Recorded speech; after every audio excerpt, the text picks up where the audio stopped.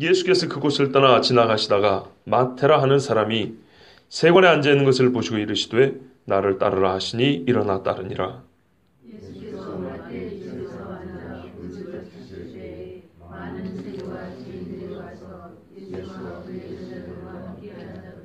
바리새인들이 보고 그의 제자들에게 이르되 어찌하여 너희 선생은 세리와 죄인들과 함께 잡수시느냐.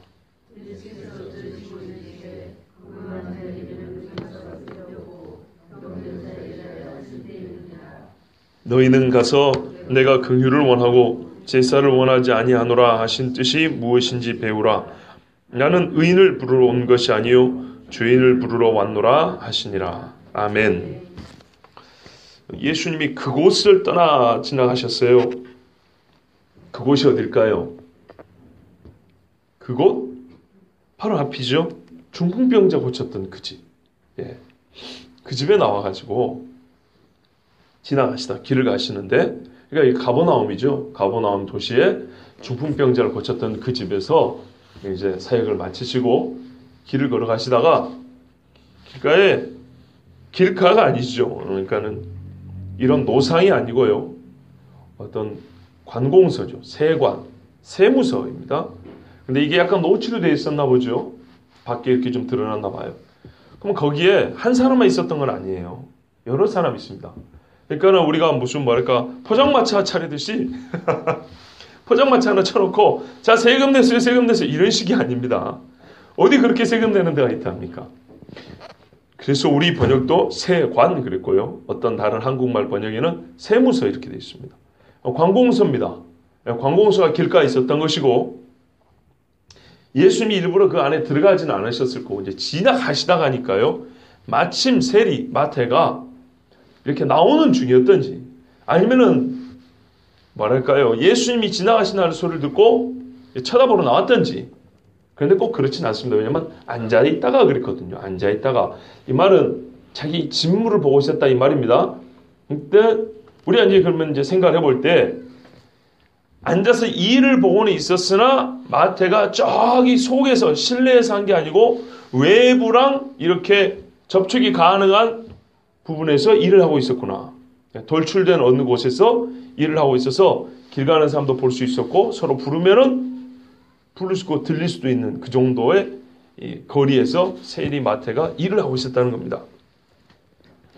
그래서 이 사람이 앉아있는 것을 보고 세관에 앉아있는 것을 보고 예수님이 나를 따르라 나를 따라오너라 이렇게 말씀했어요. 그러니까 이 말을 보고 듣고 예수님 이 말씀을 듣고 마태가 일어나 따르니라 아주 단순하게 되어 있고요. 간단하게 되어 있어요. 그러니까 이 안에 일말의 주저함도 없었고 이유를 물을 필요도 없었고 고민을 할 필요도 없었단 말입니다. 이 말인즉슨 마태가 가버나움이니까 예수님이 그동안에도 사역을 했던 동네 아니겠습니까? 예수님의 사역을 들어아는 바요, 본 바요. 무언가 이미 마음의 움직임이 있었다는 얘기입니다. 결정적인 콜링이 없었던 것이지 마음에 뭔가 지금 이미 영적인 갈급함이 있고 예수님의 말씀이 뭔가라도 좀 떨어지기를 우리는 안 떨어지면 좋겠다는데 마태는 지금 심정이 예수님이 나한테 뭔가라도 좀 얘기를 좀 제발 해줬으면 예? 그런 준비 상태였다는 걸 알 수 있습니다. 그래서 말씀을 듣는 자는 많지만 받는 자는 적다 그랬잖아요. 근데 마태는 말씀을 지금 받은 겁니다.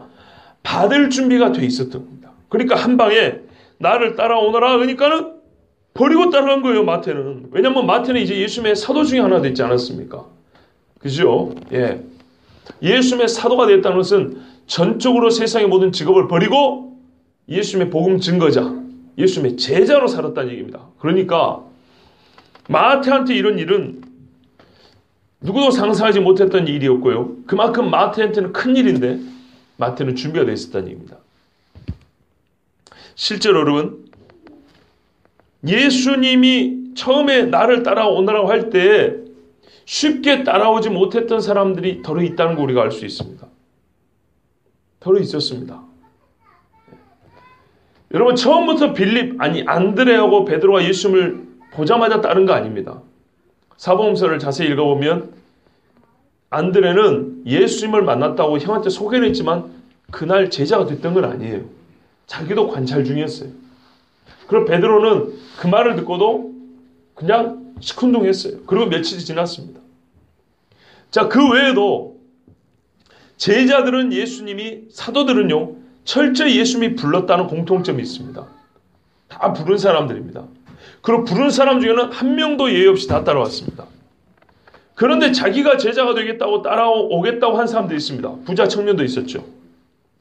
그리고 내 아버지를 장례를 치르고 가겠습니다 했던 사람도 있었죠. 얼마 전에 봤죠. 자기가 따라가겠습니다 했던 사람은 아무도 못 따라왔습니다. 그런데 예수님이 따라오너라 한 사람들은 다 따라왔어요. 그러니까는 강력한 성령의 역사가 있었기도 했고, 그들의 자세는 자기가 스스로 따라가겠습니다 했던 사람들보다 오히려 말을 안 했지만 마음에 뭔가 움직임이 컸던 겁니다. 예. 그러면 오늘 우리가 이 말씀에서 당장 이렇게 물어볼 수 있지 않겠습니까? 마태처럼 여러분 혹은 나 직접적으로 누군가 당신은 마태처럼 예수님이 따라오너라고 하면 주저하지 않고 우리가 지금 일하고 있는 모든 직업을 다 버리고 예수님을 따라야 합니까? 라고 물어보면 여러분 어떻게 대답하시겠어요? 고민이 되겠죠. 그죠? 자, 지금 환갑이 됐는데 우리 이장로님한테 짓던 건물 그대로 놓고 나를 따르라 그랬어요, 예수님이. 물론 지금 다행스럽게도 예수님이 안 계세요, 여기에. 그런데 만약에 예수님이 나를 따르라 그러면 저는 어떻게 대답을 해야 됩니까?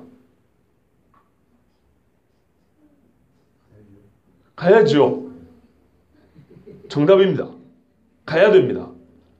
오늘 새벽에도 그 이야기 했어요. 철학과 헛된 속임수, 이거를 비껴하려는데 그러지 말고 철학 자체가 헛된 속임수라고 말할 수도 있어야 된다고 그랬어요. 그리고 몇 가지 예를 들었습니다. 이 말씀이요, 솔직히 우리에게 주어지면 우리는 고민이 돼요. 지금 당장 당신들이 다 직업을 버리고 예수님을 따르세요 하면 우리는 고민이 생긴다. 왜냐하면 이 말을 어떻게 이야기하기 때문이냐면 저 같은 목회를 하라 이런 말로 이해하기 때문입니다. 사도들도 그렇지 않습니까? 사도들은 저희보다 훨씬 더 힘있죠. 그 사람들은 모든 부귀영화를 다 버리고 말 그대로 집도 절도 없이 머리 댈 곳도 없이 길바닥에서 쪽으로 잠을 자야 됐어요. 세리가 이 부자가. 그러니까 이건 엄청난 결단이 필요합니다. 그런데 예수님이 따라오라 그러니까 갔어요. 그렇다면 우리도 그래 하는 게 맞아요. 실제로 맞아요, 그거는. 첫째, 이 말은 어렵지 않은 건요, 말 그대로 따르면 되는 겁니다. 예수님이 따라오라 하면은 따르는 것이 정답입니다. 틀림없는 물음이고 옳은 일이기 때문입니다. 실제로 그래서 제가 전에 사역했던 교회에 저보다 앞선 부목사님 한 분 계셨는데 이번엔 삼성에서 부장이었습니다. 삼성그룹의 부장이라고요. 근데 나이 50대하고 신학교로 왔단 말입니다. 50대 부목사예요. 그리고 불과 몇 년 전에 개척을 했어요. 여러분, 그분이 삼성에서 부장 자리를 놓기가 쉽겠습니까? 나이 50이 돼서? 분명히 어려운 겁니다. 직업에 귀천은 없습니다만은 아마 여러분이 고민하는 것만큼이나 그분도 고민이 분명히 있었을 겁니다. 지금 당장 그걸 놓고 나면 삼성에서 부장이면 억대 연봉 아닌가요? 그거를 놓고 100만 원도 안 되는 교육전도사 몇십만 원부터 시작을 해가지고 나이 50대 그것도 신학교를 다녀야 된다. 여러분 이해가 되십니까? 제가 알기로 그분이 또 서울대 나왔던가? 그러면 미쳤다고 서울대 나온 50대가 삼성그룹의 부장이 그거를 다 버리고 나와가지고 100만 원도 안 되는 거 받고 시작을 해요? 자기 자식들이 이제 시집가고 장가고 보내야 되는데 우리의 고민보다 훨씬 큰 고민이었을 겁니다. 실제로 그런 사람이 있습니다.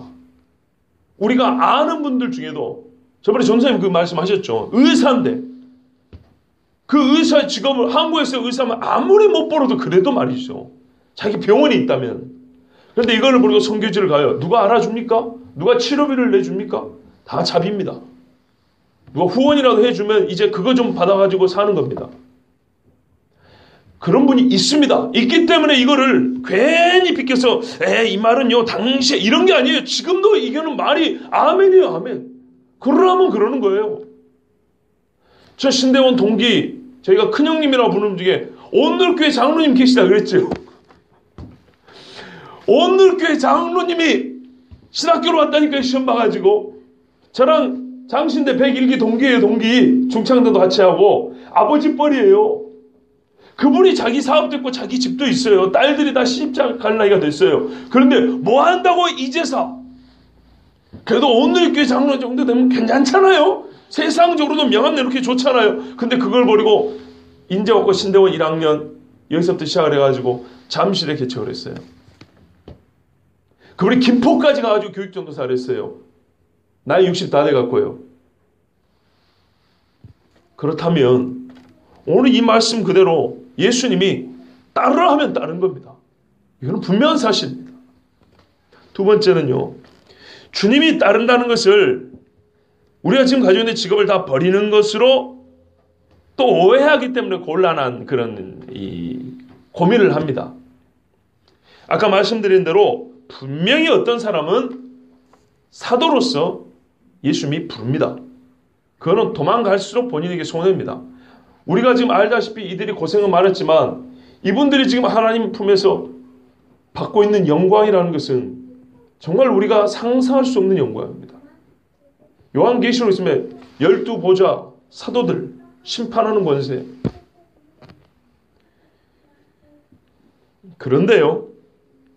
사도의 시대는 지나갔고 말 그대로 우리는 교회 시대를 살고 있습니다. 그래서 누군가는 전임으로 목회를 하라고 부르는 사람이 있어요. 하나님이. 선교하라고. 그런데요. 선교회는 이렇게 불러요.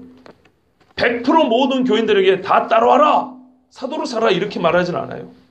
일생을 살면서 그리스도의 증인으로 살긴 해야 되지만 여기서 부른 거는 그러면 이 사람들만 증인이고 마리아는 증인 아니고 죽었다 살아난 나사로는 증인 아닙니까? 증인이죠. 그럼 나사로 보고 따라 소리 안 했어요. 차이가 있습니다. 모든 그리스도인은 예수님의 증인이지만 그 중에 특별히 사도의 역할을 하기 위하여 부름받은 이렇게 말 그대로 부름받은 사람들이 있어요. 모든 그리스도인은 어떻게 사냐? 자기를 부인하고 각기 자기 십자가를 지고 나를 따를 것이니라. 나를 쫓을 것이니라. 여기에 부합해서 살면 돼요. 그러니까 이 따름이 그리스도를 믿는 사람으로서 나를 부인하고 내 십자가를 지고 따라가는 거냐? 아니면은 말 그대로 사도로서 복음을 증거하는 것을 일평생에 자기 삶의 주제로 삼고 이렇게 살아갈 거냐? 이거는 약간 부름이 다릅니다. 그렇기 때문에 우리 주님이 따르라는 말씀이 전적으로 목회와 선교라고 살아가는 것이냐? 아니면은 세상의 욕심을 버리고 세상에서 내 부귀영화를 누리려고 했던 거고 즉 생각 자체를 완전히 바꿔서 오직 그리스도의 영광을 위하여 살아갈 것이냐? 그것도 따르는 겁니다. 실제로요. 목회자나 선교사가 되는 건 아니지만 자기를 부인하고 자기 십자가를 지고 따르기 위해서 직업을 포기하는 사람도 있습니다. 그러니까 앞에 직업을 버리는 거는 아까 그 삼성 부장이라는 이분 같은 경우는 말 그대로 이런 목회와 사도하고 목회자는 다릅니다. 그러나 그때 당시도 목사들이 있었기 때문에 이해를 돕기 위해서 그냥 목사라고 그럴게요. 목사라고 부름을 받아서 그분은 직장을 포기하고 나온 겁니다. 그러나 목사라고 부름을 받지 않았지만 모든 그리스도인이 자기 십자가를 지고 자기를 부인하고 자기 십자가는 예수님을 위해서 내가 당하지 않을 손해까지 당하는 겁니다. 예수님이 죄인이 아니지만 나 때문에 죄인이 되어 죽은 것처럼 이걸 뒤집으면 되는 거예요. 십자가는 그런 의미예요. 일반 죄인들도 십자가에서 죽었지만 그 십자가를 말하는 게 아니고 예수님의 십자가를 말하는 거예요. 대신 죽는 십자가. 그거를 우리 보고 지난 얘기는 내가 누구 죄를 위해 죽는 건 아니지만 거꾸로 예수님이 내 죄를 위하여 죽어졌기 때문에 나는 예수님을 위하여 불법을 행한 건 아니지만 예수 때문에 죽기까지 사는 것. 이걸 자기 십자가를 진다 그래요. 그래서 실제로 순교자들이 그렇게 살았지 않습니까? 그러면 이 말은 우리가 최소한 어떻게 살아야 되냐? 제가 그런 애들도 봤어요. 옛날에 청년부 할 때 자랑스럽게 와서 자랑을 해요. 목사님, 나 이번에 떨어졌어요. 면접 봤는데 떨어졌대요. 웃어요. 왜 떨어졌냐 했더니 종교 기독교 썼는데 주일날 나올 수 있겠냐 못 나오겠냐. 나는 교회가 됩니다. 그러면 누구시는 더 면접 볼 일이 없고요. 가세요. 목사님, 나 6개월 인턴하고 정기적으로 가려고 하는데 탈락했어요. 왜? 나 교회 봉사해야 된다고요.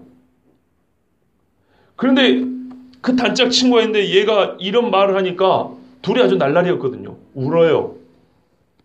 감격해서 울어요. 우리 친구가 이렇게 신앙이 컸구나. 청년들 이야기입니다. 그럼 어떤 애는 집에서 쫓겨났어요. 진짜로 쫓겨났어요. 오빠가 두드러 패가지고 살일을 못쳐 쫓겨나서 이 집 저 집 얹혀 살아요. 지금도 몇 년 동안. 사람들 앞에서 너희가 사람들 앞에서 내 이름을 부끄러워하면 나도 그를 부끄러워할 것이요. 사람 앞에서 내 이름을 부끄러워하지 아니하면 자랑하면 나도 아버지와 천사들 앞에서 그 이름을 신하리라고 그랬어요. 진짜로 뭐랄까요? 목회자가 되는 것이 아니고 선교사가 되는 건 아니지만 예수님을 자기 십자가를 따르기 위하여서 직업을 포기하는 사람도 있습니다. 오늘 이 말씀은 적어도 우리가 내 평생 목회를 하기 위해서 직업을 포기합니다는 아니어도 그리스도인의 정체성을 지키기 위해서라도 포기할 수 있는 말씀으로는 받아야 됩니다. 세리가 갖고 있는 영광과 영광이란다. 세리가 갖고 있는 이 부귀는요 엄청난 겁니다. 좀 이따 다시 말씀드리겠습니다. 세 번째는요. 그래도 너무 걱정하지 마세요. 이건 어떤 자조적인 이야기입니다. 스스로 우리를 참 기뻐서 웃는 게 아니라 씁쓸하게 웃는 그런 표현입니다. 왜냐면요. 예수님이 아무나 따라오라 소리 안 하니까 너무 걱정 안 해도 돼요. 참 이건 얼마나 별로 그렇게 유쾌하지 않은 이야기인지 모릅니다. 따라오라는 것도 부담되지만 나를 보고 따라오라 소리를 안 해요. 예수님이. 예? 너는 됐다. 그거 뭐 포기하고 그러냐. 그냥 그렇게 살아라. 이것도 무지하게 자존심 상한 이야기예요. 안 그렇습니까? 예? 나는 이게 더 기분 나쁠 것 같은데요. 뭐 너까지 그걸 또 괜찮다. 됐다. 먹은 걸로 칠게. 이거 참 섭섭하지 않습니까? 그냥 따라온 걸로 칠게. 그냥 거기 있어. 이것도 얼마나 우리 자존심 상한 이야기인지 몰라요. 내가 그래도 적어서 뭐 육체를 입는 동안에 예수 믿고 사는데 말이죠. 주님이 한 번도 포기할 소리를 안 하고 소리 준 건 나라 소리를 한 번도 안 해요. 주여. 참 이거는 슬픈 이야기입니다. 그런데 실제로 주님이요. 아무나 보고 따라오라 소리는 안 한 것이 2000년 전에 실제였습니다. 아까도 말씀드렸다시피 어떤 사람은 많은 돈을 가져왔습니다. 내가 선생님 제자 되면 먹을 거는 책임진다는 암묵적인 암시가 들어있습니다. 예수님이 됐다 그거 다 갖다 주고 와라 그러니까 못 따라온 거예요. 보십시오. 이게 실제입니다. 예수님이 그렇게 눈이 나쁜 분이 아닙니다. 예수님을 위해 직업을 버릴 수 있는 세무직원의 어떤 명예와 수입을 포기할 수 있는 자가 누구인지 그만한 믿음이 있는지 없는지 예수님이 그것도 모르시는 분이 아닙니다. 비록 가룟 유다 같은 사람도 있었지만 예수님 어디까지나 12명을 자기가 직접 불렀습니다. 자, 이렇게 부르고 마태가 쫓았어요. 그럼 마태 원래 이름이 뭔지 아십니까? 레위입니다. 레위. 예, 그래서 마가복음이나 누가복음 이 사건이 기록되어 있습니다. 세리, 레위를 불렀다 했어요. 레위를 나중에 마태라 부릅니다. 제자들을 마테티아스. 자, 발음이 정확한지 모르는데요. 마테라는 이름하고 제자라는 이 헬라어 이름이 비슷합니다. 그러므로 이 마테라는 이름은 뭐라더라? 제가 알았는데 까먹었어요. 하나님과 관계된 이름인데 원래는 레위였으나 예수님이 부른 후에 자기 자신을 그렇게 고쳐 부를 수 있습니다. 하나님의 종으로서 내가 제자로 살겠습니다는 그런 의미로 시몬을 베드로로 부른 것처럼 이렇게 고쳐 부른 이름일 가능성이 큽니다. 하여튼 마태가 예수님을 본래 이름은 레위였지만 따랐습니다. 자, 그런데요, 이 레위 마태가 너무 기분이 좋아가지고 초대를 했어요. 그 다음 절을 보십시오. 예수께서 그 집 마태의 집에서 앉아 음식을 잡수실 때에, 그러니까 초대한 거죠. 많은 세리와 죄인들이 와서 예수와 그의 제자들과 함께 있었더라. 와, 집이 큽니다. 많은 사람이 왔죠. 그죠? 서서 국수 먹고 간 거 아닙니다. 앉아서 본 거예요. 앉아서. 그러니까는 집이 상당히 크고 역시 부자였어요. 마태가 너무 기분이 좋아가지고 예수님을 초대했어요. 삭개오하고 비슷하죠? 예, 실제로 변화된 사람의 양상은 비슷합니다. 삭개오의 마태를 보면 우리가 이게 진짜로 변화된 알 수가 있어요. 마태는 이미 심적인 갈등이 있었고 영적인 사모함도 있었다는 것을 여기서 볼 수 있어요. 예수님이 부르니까 바로 가고 그냥 집에 초대해갖고 일사천리로 그냥 일이 진행되버리잖아요. 이 잔치 끝하고 나간다 이 말이에요. 자기는. 마태가 세리 출신이기 때문에 많은 세리들이 왔고요. 아마 마태가 초대했을 수도 있습니다. 왜냐하면 자기가 이제 이 직업을 떠나는 거 아닙니까? 이거 나름대로 이게 고별 파티입니다.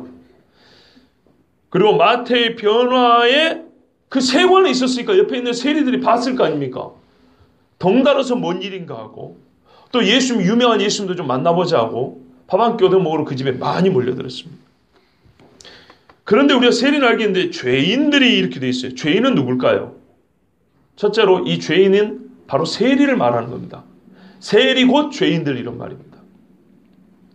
예수님 당시에 로마 역사가 립이라는 사람이 있습니다. 로마 역사가 립이라는 사람이 있는데요. 이 사람이 뭐라고 썼냐면 로마 사람입니다. 유대인도 아니고 로마 사람이 보기에도 세리는 엄청 죄인이었다는 거예요. 세리가 있는 곳에는 법이 존재하지 않았고 돈을 내야 하는 사람들에게는 자유가 존재하지 않았다. 이렇게 표현했어요. 그때 당시 시대상을. 세리가 있는 데는요 법이 없었대요. 내라면 내는 거예요. 그리고 세금을 내야 하는 사람들에게는 일절 자유를 허락해 주어야 한대요. 애누리 없이 무조건 내라는 대로 내는 거예요. 로마 사람이 이렇게 얘기를 했어요. 우리가 잘 알다시피 세리는 로마 당시에 세금에 내는 그 종류가 두 가지 있어요. 일괄세가 있고요. 하나는 각 개인당 소득의 1%를 내는 세금이 있었어요. 처음에는 도시별로 세금을 할당했어요. 서울특별시 1년 1조. 그러면 시장이 알아서 이렇게 세금을 걷어들였어요. 자, 그런데요. 세리를 누가 하냐면 입찰을 했어요. 입찰. 한번 예를 들어 드릴게요. 구가 25개 된다 치세요. 1조를 25개 나누면 얼마입니까? 대충 한 400억씩 걷어야 되잖아요. 그죠? 그러면 구청장이 400억씩 걷는 거예요. 한 구청에서. 그럼 구청장이 그걸 책임을 져야 돼. 1년 안에 400억을 책임. 그런데 그 지역에 누가 이 세금을 걷어들일까 할 때 부자가 있어요. 그러면 구청장하고 이제 딜을 합니다. 어떻게 하냐? 구청장한테 가가지고 청장님, 제가 사재가 400억이 좀 넘습니다. 내가 일단 400억을 드릴게요. 당신이 내야 될 세금을, 그 할당된 세금을 내가 드릴게. 대신에 세금 거둘 수 있는 권한을 저한테 주십시오. 오케이. 그러면 구청장은 목돈으로 들어오잖아요. 찔끔찔끔 들어가지고 로마 당국에 눈치 봐야 되고 시장 눈치 봐야 되고 힘들잖아요. 근데 한 방에 400억이 딱 들어와 버려요. 그러면 딱 올려드리면 세금 걷어왔습니다. 얼마나 기분 좋습니까? 소위 요즘 말로 인사고과 반영이 얼마나 잘 되겠어요. 한 달 만에 400억을 갖고 와버리는데 1년 11개월 이제 여유있게 놀아도 돼요. 이 구청장은. 자, 그러면 400억을 자기 사재로 세금을 미리 일괄적으로 줘버린 그 세금을 거둘 수 있는 권한을 받은 이 세리, 이 사람은 어떻게 하냐? 지금부터는 자기 마음이에요. 예, 400억을 어떻게 거둬들까? 600억 책정합니다. 그리고 딱딱 나눕니다. 근데 이 사람은 개인이잖아요. 힘이 없잖아요. 구청장이 세금 내줬으니까 구청에 공권력을 동원해 줍니다. 예, 누가 반항하면 경찰들, 공무원들 데리고 가서 세금 뜯게 해준다 이 말입니다. 어차피 구청장은 자기가 얻어야 될 거 다 얻었잖아요. 400억 얻었지. 인사고과 반영 잘 됐지. 윗사람들 잘 봐주지. 1년 동안 편하게 해줬지. 그러니까 이 세리한테 그래 뭐 100억, 200억 네 알아서 벌어먹어라. 구청장이 안 그래도 자기도 돈이 많으니까 공권력을 빌려줍니다. 그러니까 이 세리들이 가는 곳에 뭐가 없다고요? 자유가 없었다고요. 세리가 와서 두드러 패면서 돈 내놔 시켜 그러면서 돈을 막 끄집어 간 겁니다. 그러니까 자기는 400억 내놓고 이자 치고 쳐서 한 600억, 700억 받아먹는 겁니다. 그래서 세리들이 부자가 많은 거예요. 그러면 이 대빵 세리도 하청을 주겠죠. 그러면 그 밑에 세리들, 동마다 세리들이 있을 거 아닙니까? 얘네들도 똑같은 거예요. 갈수록 늘어나는 겁니다. 그러니까 세리들이, 유대인들이 보기에는 이를 가는 겁니다. 이를 갈아요. 네. 같은 일반 평민들인데도 불구하고 공권력을 동원해서라도 피 같은 돈을 빨아먹으니까. 이게 세리입니다. 그 유대인 입장에서 이 세리들은 죄인 중의 죄인이고 하나님의 나라고는 아무 상관이 없는 구원과 무관한 사람들입니다. 그런데 예수님이요, 세리를 불렀어요. 여러분, 어느 정도냐면 생각을 해보세요. 그런 세리를 불러놓고 밥을 같이 먹었어요. 나중에 사도시대에 베드로가 이방인들과 밥 같이 먹다가 예루살렘에서 온 사람들이니까 자리를 피하죠. 밥을 같이 먹는다는 말은 무슨 말이냐면 우리는 하나, 한 형제, 한 통속이다 이 말입니다. 같다 이런 뜻입니다. 그러면 예수님이 지금 죄인들과 이런 세리하고 밥을 먹었어요. 그러면 유대인들 입장에서 어떻게 보일까요? 죄인이 예수님 때문에 거룩해졌다고 볼까요? 아니면 예수님이 죄인들과 같이 먹으니까 예수님이 죄인이라고 볼까요? 후자입니다. 예수님, 당신이 죄인들하고 밥 먹으면 당신 죄인이야 이런 말이에요. 그런데 직접 말을 못하니까 제자들에게 말한 겁니다. 제자들이 하는 말이 어찌하여 너희 선생은 세리와 죄인들과 함께 잡수시냐?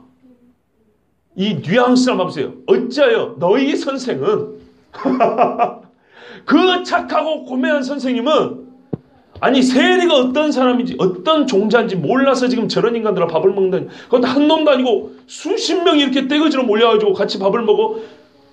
너희 선생님 지금 정신이 있냐 없냐 이런 말입니다. 세리가 어떤 사람들인지 좀 들으니까 훨씬 더 감이 와닿죠. 그런 세리니까 어떤 집에는 아들을 팔아야 돼요, 딸 팔아야 돼요, 기생으로 팔아야 돼요, 세금을 내야 되니까.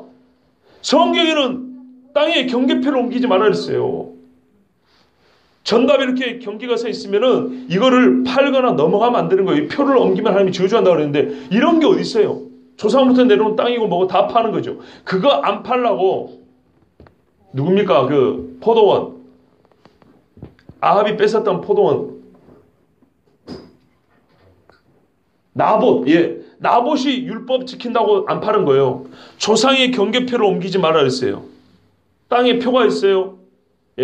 측량했을 때 딱 여기까지가 우리 조상이 줬다면 이거는 절대 팔면 안 돼요. 나봇이 그래서 안 판 거예요. 왕명을 어겨서라도. 그런데 세리들이 로마의 공권력을 갖고 동원하면 이게 무슨 소용입니까?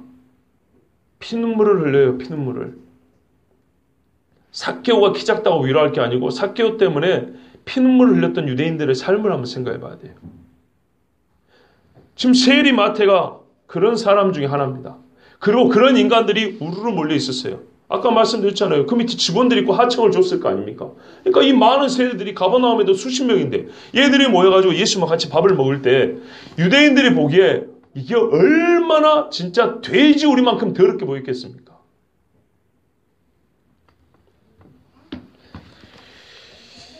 그리고 여기 죄인들은요, 세리가 아닌 다른 죄인들도 있었을 수 있습니다. 같은 죄인은 죄인이어도 조직폭력배하고 사기꾼이 항상 같이 다니는 건 아니지 않습니까? 그죠?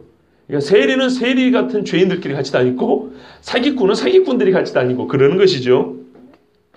그렇기 때문에 세리 외에도 다른 죄인들도 아마 구분된 세리가 아닌 다른 죄인들도 있었을 가능성이 있습니다. 어쨌든 마태는 자기가 지독한 죄인이었기 때문에 다른 죄인들이 와서 식사하는 것도 막지 않았을 겁니다. 그때 바리새인들이, 최고의 율법주의자들이 음식 먹는 거 가지고 예수님을 책잡았는데요. 한마디로 무슨 말이냐? 죄인하고 같이 밥을 먹었으니까 예수 당신은 죄인이다 이런 말입니다. 그러면 예수님에 대해서 비난할 이유가 충분하고요. 그런 입으로 하나님의 아들이라고 하면은 거짓 선지자죠. 그죠? 더러워진 몸으로 감히 어떻게 하나님의 아들이 더러워질 수가 있습니까? 같은 그릇에 손을 넣어요. 말이 안 되는 겁니다. 유대인의 입장입니다. 그러므로 예수님을 꼬투리 잡기 아주 좋은 상황이었고 그 꼬투리를 잡았는데 예수님이 단칼에 잘라버렸어요. 오늘 그 사건입니다. 봐보십시오. 예수님이 이 말씀을 듣고 건강한 자에게는 의사가 쓸데없고 병든 자에게라야 쓸데있느니라 이렇게 말씀하셨어요. 한 방에 뒤집어 버렸어요. 여러분 봐보세요. 건강한 자가 있고 병든 자가 있습니다. 그리고 지금 예수님의 의사 이야기를 했습니다. 지금 삼각관계입니다. 이 삼각관계, 건강한 자, 병든 자, 의사. 이 삼각관계에서 누가 짝일까요? 병든 자와 의사입니다. 건강한 사람은 일상주 짝이 안 됩니다. 자, 그러면 이제 이게 중요합니다. 병든 자하고 의사하고 만나면 의사가 병이 듭니까? 병든 사람이 고침을 받습니까? 병든 사람이 고침을 받죠. 어쩌면 예수님의 시각하고 바리새인들의 시각은 이렇게 다를까요? 죄인하고 같이 밥을 먹었으니 네 선생도 죄인이다. 예수님은 내가 거룩하니 나하고 밥 먹은 놈들은 내가 거룩하고 인정한 놈들이다. 완전 다르죠. 성경에 예수님이 이렇게 가르쳤습니다. 어리석은 자들아, 너희가 제물을 제단에 바칠 때 어찌하여 거룩하냐? 제물이 거룩해서 제단이 거룩해지는 것이냐? 아니면 제단이 거룩하기 때문에 그 제물이 거룩해지는 것이냐 물었어요. 여러분 뭡니까? 제단입니다. 제단. 제단에 바쳐지기 때문에 거룩한 겁니다. 성막에 있던 제단 번제단에 똑같이 풀 뜯어먹던 짐승 중에 하나 잡아가지고 와가지고 걷다 바치니까 그것은 하나님께 바쳐진 거기 때문에 거룩한 겁니다. 그 제단에서 불 사라지니까. 예수님이 이걸 이렇게 표현했어요. 제물이 크냐 제단이 크냐 이렇게 말했어요. 제단이 큽니다. 예수가 크냐 죄인이 크냐면 누가 큽니까? 예수님이 크죠. 그런 겁니다. 예수님 말씀은. 그러니까 예수님의 비유는 나는 의사고 저들이 병든 자. 그래 너희들 말대로 저들이 병든 자 맞다. 병든 자가 의사한테 왔는데 의사가 고쳐주지 않겠냐? 이런 말이에요. 저들은 지금 고침을 받았다는 겁니다. 고침을 받았다는 표가 같이 밥 먹는 거예요. 우리가 성만찬 하지 않습니까? 그죠? 성만찬은 말 그대로 식사입니다. 그냥 식사. 식사의 축약형으로 우리가 포도주하고 이 떡을 조그맣게 먹는 것이지 원래대로 하면 배 터지게 여기서 먹는 거예요. 그냥 빵 뜯어 먹고 포도주 몇 잔씩 마시면서. 예수님이 병든 것이 아니고 예수님이 병든 자인 세리와 죄인들을 고치셨다는 말씀입니다. 그러면 바리새인들은 어떻습니까? 바리새인들 스스로는 자기들이 건강한 자라고 생각합니다. 건강한 자라고. 그런데 실제로 바리새인들이 건강한가요? 아니죠. 예수님이 누군지를 모르는 인간들이 어떻게 건강할 수가 있겠습니까? 그런데 문제는 이게 가장 큰 문제입니다. 스스로 건강하다고 생각하니까 의사를 앞에 두고도 죽는 겁니다. 예수님이 그래서 이들을 깨우쳐 주려고 이렇게 말씀하셨어요. 너희는 가서 내가 긍휼을 원하고 제사를 원하지 아니하노라 하신 뜻이 무엇인지 배우라. 바리새인들한테 매우 자존심상 아닙니다. 율법을 얼마나 배웠는데 또 배우라고요. 마태는 안 배웠는데 이 사람은 율법에서 주신 그 은혜를 받았고 이 바리새인들은 맨날 아침에 눈 뜨면 율법을 붙들고 사는데 예수님이 가서 또 배우랍니다. 눈뜬 봉사들이죠. 배우라. 나는 의인을 부르러 온 것이 아니요 죄인을 부르러 왔다고 해석까지 가르쳐줬어요. 다시 말하 이 말. 무엇인지 배우라. 바리새인들은 하나님의 뜻을 모르고 있습니다. 하나님의 긍휼을 모르는 거예요. 긍휼을. 제사가 무엇 때문에 주어진 건지도 모르고 예수 말씀 호세아 6장 6절 인용한 것이거든요. 나는 인애를 원하고 제사를 원하지 아니하며 번제보다 하나님을 아는 것을 원하노라 입니다. 호세아가 누구에게 말한 겁니까? 하나님을 배역한 음란한 고멜 같은 이스라엘에게 말한 겁니다. 그러면 음란한 고멜 같은 이스라엘이면 얼마나 큰 죄를 지었습니까? 남편을 두고도 또 몸을 팔고 나왔는데요. 그러면은 소를 잡아도 수천 마리를 잡아야 되겠죠. 그런데 하나님은 있어요. 방법이 딱 하나 있대요. 소 잡지 말고 하나님의 인자하신 부르는 그 부름에 응답하라 그랬어요. 호세아 2장에 뭐라면요. 말로 내가 저를 가까이 가서 말로 저를 위로하고 거친 들로 데려가서 친근하게 말한댔어요. 그러면서 하는 말이 남편인 호세아가 내가 너에게 음행을 저지르지 아니할 터니 너도 나에게 음행의 죄를 짓지 말라 그랬어요. 정죄를 지키라 그랬어요. 근데 호세아는 한 번도 정죄를 버리고 어긴 적이 없습니다. 자기는 그런 적이 없음에도 불구하고 자기가 먼저 약속합니다. 내가 당신을 절대로 버리지 않을 것이니 당신도 나를 버리지 않을 거라고 약속해라 하면서 거친 들 광야로 데려갑니다. 이 광야가 바로 출애굽한 그때 일을 이야기합니다. 우리 하나님은 그때가 그립다 그랬어요. 왜냐하면 그때는 하나님 남편 없이는 요만큼도 살 수 없었기 때문에 죄를 짓기도 했지만 어쨌든 하나님 앞에 기대면서 살았거든요. 그때가 그립다 그랬어요. 그래서 그때의 기억을 되살려줬어요. 그 광야로 들어서 말로 내가 저를 조용히 타이르고 부드럽게 타일러서 그 마음을 끌어들이고 또 하는 말이 약속을 세우자. 내가 너에게 정죄를 지킬 테니 너도 나에게 정죄를 지키라. 이게 호세아 이야기입니다. 그러면서 우리 하나님께서 호세아를 통해서 이스라엘에 주신 말씀이 그거였어요. 나는 원래가 인애를 원한다. 하나님의 긍휼, 내가 긍휼의 하나님을 아는 그 지식을 원한다. 내 백성이 지식이 없으면 뭐한다. 뭔 지식요? 소 잡는 법을 몰라요? 소 잡고 불 태우는 법을 몰라요? 아니요. 여전히 제사장이 불은 태우고 있었어요. 그 법을 모르는 게 아니고 하나님의 인자하심을 배우지는 못한 거예요. 하나님의 긍휼을 알지 못해요. 그러니까 그 가슴 속에 사랑, 하나님의 사랑의 감동이 없으니까 다른 데서 사랑을 찾고 다니는 거예요. 어째 이거를 몰랐을까 하고 호세아를 통해서 호소하는 게 이겁니다. 제발 나의 인자와 긍휼을 알아라. 이런 말입니다. 그러니까 이 사람들이 이거를 모르는 거예요. 만약에 이 말씀의 본뜻을 알았다면 지금 예수님이 이 죄인들과 세리하고 밥 먹는 것이 뭐가 이상합니까? 바로 그 말씀, 그렇게 우리를 부르신 하나님이 입만을 얻고 지금 여기서 그 말씀을 성취하고 계시는데 뭐가 이상하냔 말이죠. 그런데 이 눈뜬 몽사들은 율법을 그렇게 알아도 전혀 이해를 못합니다. 그러니까 예수님 말씀이 맞잖아요. 온 율법과 선지자의 강령은 하나님 사랑하고 내 이웃을 내 몸같이 사랑하라 한 말씀이 이루어나니 지금 예수님은 그걸 실천하고 있지 않습니까? 실제로 히브리인들, 유대인들은요. 호세아 6장 6절을 이렇게 해석했습니다. 바리새인들이 이걸 알면서도 껍데기만 한 거예요. 뭐라고 해석하냐면요. 한번 들어보십시오. 호세아 6장 6절은 이렇다라고 해석했는데요. 하나님은 이 세상에서 의를 찾기를 원하신다 그랬어요. 이건 구약에서 항상 하는 말이에요. 의를 찾기를 원하신다. 이걸 꼭 기억하십시오. 한 글자입니다. 의를 찾기를 원하셨다. 그래서 의인들의 세계로 내려가신다. 의인들. 의를 찾으려니까 의인들한테 가셨다 이 말입니다. 하지만 그들 가운데서 하나님은 찾고자 하시는 의를 찾을 수 없었다. 그렇다면 하나님께서 찾고자 하시는 의를 찾기 위해서 과연 어느 곳으로 가야 할까? 호세아 6장 6절을 해석할 때 유대인들은 이렇게 물어봤어요. 쉬운 이야기죠. 하나님은 의로우신 분이어서 의를 찾고자, 그러니까 의를 찾으려니까 의인들에게 내려갔대요.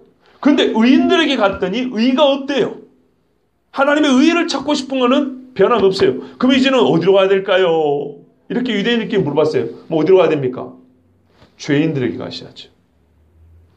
왜냐하면 히브리인의 이분법은 아주 강력합니다. 의인 아니면 죄인밖에 없습니다. 세상에. 근데 의라는 것은 돌이나 짐승이 보여주는 게 아니고 인격체가 가지고 있는 겁니다. 그죠?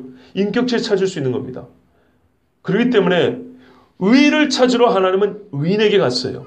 그런데 의인에게서 의를 찾지 못했다는 겁니다. 여기서 말하는 의인은 스스로 의롭다는 자들이죠. 그래서 하나님은 유대인의 입장에서 세상에는 두 종류밖에 없으니까 그건 당연한 얘기죠. 의인 아니면 죄인밖에 없는데 하나님은 의를 찾기 위해서 의인에게 가서 의인에게서 의를 못 찾았기 때문에 어디로 갈까라고 질문을 하고 마쳤는데요. 답은 죄인에게 갔다입니다. 이게 호세아 6장 6절의 해석입니다. 유대인들 스스로 한 해석입니다. 그런데 바리새인들이 그래서 눈뜬 봉사라는 겁니다. 이렇게 해석을 해놓고도 예수님이 지금 죄인들에게서 의를 찾고 있다는 것, 죄인들에서 하나님의 의를 이루고 있다는 것을 어째 모르냐 이 말입니다. 이미 답을 알고 있으면서도. 그게 율법 교사 중에 한 사람이 그랬거든요.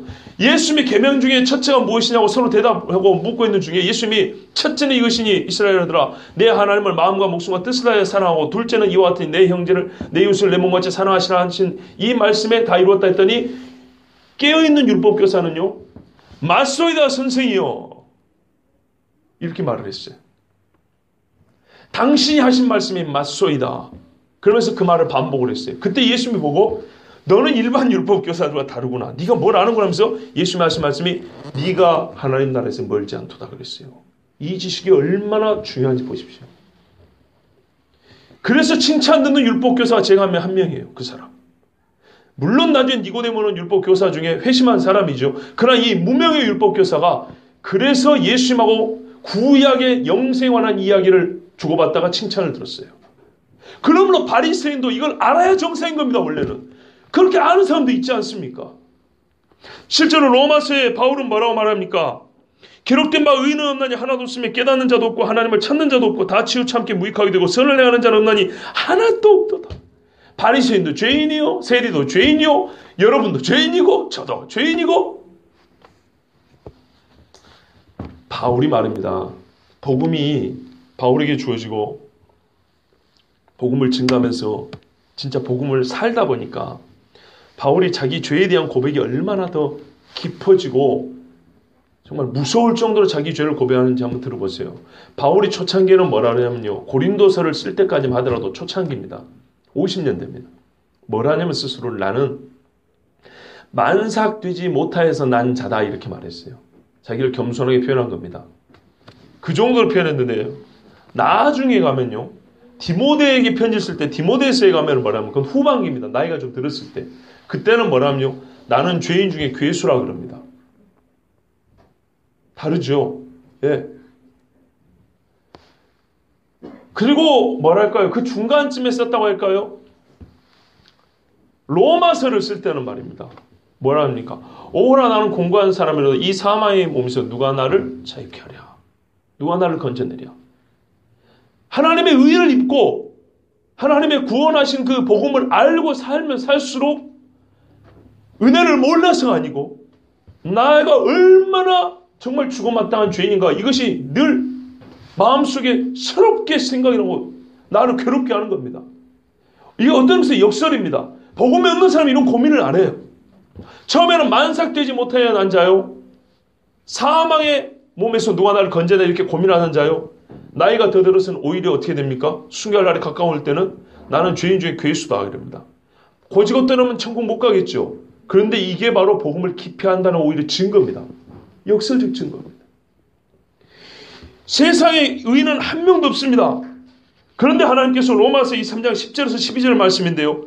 한 10절 밑으로 내려가면은 어떻게 말씀하냐. 3장 25절 26절에 이 예수를 하나님이 그의 피로써 믿음으로 말미암는 화목제물로 세우셨으니 이는 하나님께서 길이 참으시는 중에 전에 지은 죄를 간과하심으로 자기의 의로우심을 나타내려 하심이니 곧 이때 자기의 의로우심을 나타내사 자기도 의로우시며 또한 예수 믿는 자를 의롭다 하려 하심이라. 아멘. 예수 그리스도가 죽으시고 그의 피를 믿고 우리가 구원을 받을 때 나타나는 게 뭐냐면 내가 하나님 앞에 의롭다함을 얻는 것과 하나님이 의로우신 분이라는 사실이 두 가지가 한꺼번에 증명이 된답니다. 누구에게요? 아까 우리 앞에 읽었던 의인은 없나니 하나도 없도다. 모든 이 죄인인데 이 죄인들이 예수님의 피를 믿고 돌아올 때 본인도 하나님 앞에 의롭다 하심을 받고 하나님이 얼마나 의로우신 분인가가 동시에 이 두 의가 동시에 드러난대요. 그러니까 호세아서의 말씀이 맞잖아요. 하나님이 의를 찾으러 어디로 간다고요? 의인에게 왔더니 없어서 죄인에게 간대요. 죄인에게 가서 하나님은 의를 찾았대요. 의가 하나님하고 별개로 있다는 게 아니고 거기서 의가 온전하게 드러난다는 말이죠. 그렇게 우리가 이해를 해야 됩니다. 그렇게 율법을 해석하고 또 바울이 거기서 벗어나지 않고 로마서를 그렇게 썼습니다. 모두가 죄인인데 그 죄인이 예수를 믿을 때 본인도 하나님 앞에 의롭다 하심을 받고 하나님이 얼마나 의로우신 분인가가 함께 드러난다고 그랬어요. 그래서 우리는 예수를 믿는 순간 하나님께 큰 영광을 돌리게 되는 겁니다. 본래 하나님은요. 죄인을 부르러 오셨어요. 근데 우리 번역에 한 가지 아쉬운 점이 있어요. 보시면 13절의 끝부분에 나는 의인을 부르러 온 것이 아니요 죄인을 부르러 왔노라 이렇게 돼 있지 않습니까?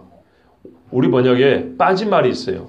그래서 참 저는 마음이 너무 아파요. 속이 상해요. 왜 우리가 이렇게 번역을 자꾸 중요한 말씀을 빼뜨리고 이렇게 번역을 하는가?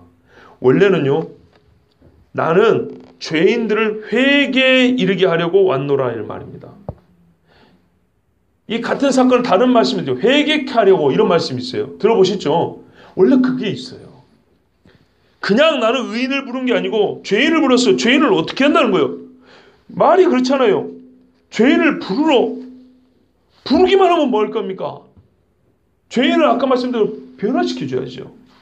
그래서 원래는 죄인을 회개에 이르게 하려고 왔노라입니다. 그러니까 부른다는 말을 포함시키면 나는 죄인을 불러 회개케 하려고 왔느니라 이런 뜻입니다. 원래는. 그러면 얼마나 더 정확해집니까? 그리고 아까 읽었던 로마서라든지 이스라엘 사람들의 호세아서 해석과 얼마나 딱 맞아떨어집니까? 그게 한 가지 아쉽습니다. 너무 아쉽습니다. 여러분, 바리새인들은요, 부인들이 율법을 잘 알고 의인이라고 생각했지만은 예수 그리스도와 합하여 식사하지 못하는 사람, 예수님과 하나 되지 못한 식사 자리에 밖에 서 있었던 사람들입니다. 고로 이 사람들은 하나님의 의를 알지 못하고 하나님 앞에 의롭다 하심을 받지 못한, 율법은 많이 배웠으나 배운 자나 그 율법의 본뜻 하나님의 인애와 긍휼을 받아들이지 못한, 영접하지 못한 죄인들입니다. 자기들이 죄인들입니다.